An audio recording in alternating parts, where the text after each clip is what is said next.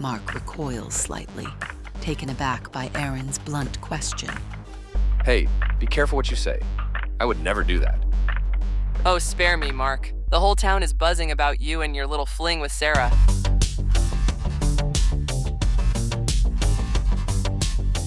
She called from the restaurant saying someone smashed a wine glass in front of her in a fit of rage. Was that you? As tensions escalate between Erin and Mark, Jen and Mike exchange uneasy glances at the dining table.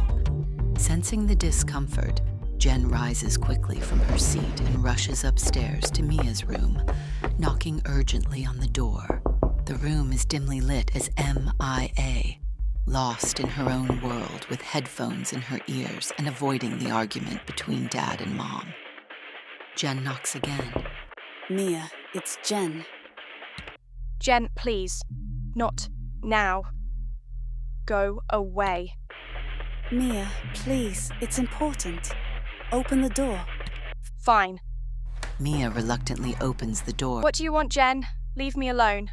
Mia, please listen. Your mum needs help. Jen, please don't start again. This constant turmoil you guys go through every night is taking a toll on her. Why do you care so much about what happens in this house, Jen? Jen faltering momentarily. After a beat of silence, Jen gathers herself. Look, Mia, your mum, she's losing her mind. Mia tried to shut the door. Thanks for the advice. Now, please just leave us alone. Wait, Mia, just take a look at this. Jen reaches into her pocket and pulls out a pamphlet, sliding it towards Mia. Mia reluctantly plucks it from Jen's hand, but she doesn't remove her headphones. You should consider taking your mum to this retreat village. It might help her. Mia glances down at the pamphlet briefly before sliding her headphones back on, shutting out the outside world. Now, please, Jen, just go. And take good care of your husband, Mark, too. Leaving Mia to wrestle with her own thoughts and emotions. As Mia turns away, the heavy metal music blares louder through her headphones, enveloping her in its cacophony. She sinks into her bed, the weight of the world pressing down on her shoulders as she tries to drown out the turmoil within. Meanwhile, Jen retreats downstairs, her footsteps heavy with worry as she paces the living room. Her mind is a whirlwind of concern for her friend Erin and Mark and the strained dynamic within the family. The next day morning, a car speeds along the open road, its sleek frame slicing through the morning air. As it travels, the landscape morphs from sprawling fields to towering mountains, each scene unfolding in a mesmerizing dance of colors and textures. Inside the car, the dashboard takes center stage, illuminated by the soft glow of morning light, filtering through the windshield. A map for the Stillshade Retreat Village pamphlet is prominently displayed, secured in place with strips of cellophane tape. Erin sits behind the wheel, her brow furrowed with curiosity as she glances at the pamphlet. Mia, seated in the back, is engrossed in her own world, her attention divided between her phone texting someone and the passing scenery as she wears headphones. Erin eyes flicking to the pamphlet. Whose idea is this? Mia lowers her headphones. Sorry? Yeah, I found it online. Thought it might be a good idea. Erin nods, considering.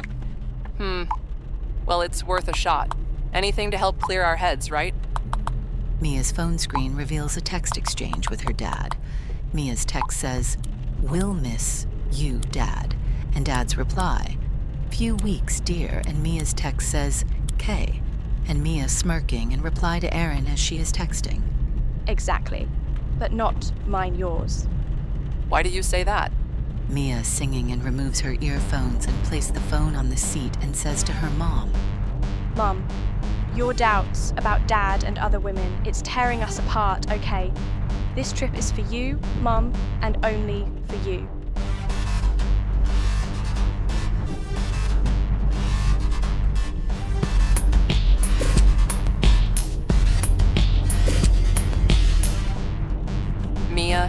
have no idea how many women he is. Mia cutting her off. Stop, Mum.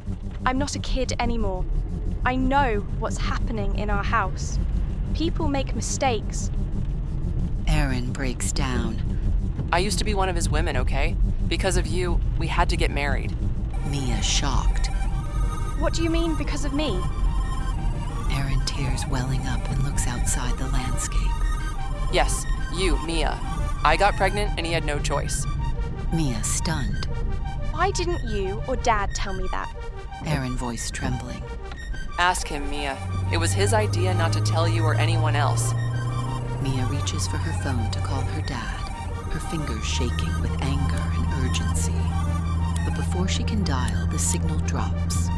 Suddenly, Erin's attention is diverted as she spots a dog darting across the road. She slams on the brakes. The screech of tires piercing the air as the car comes to an abrupt stop, sending both Erin and Mia lurching forward in their seats.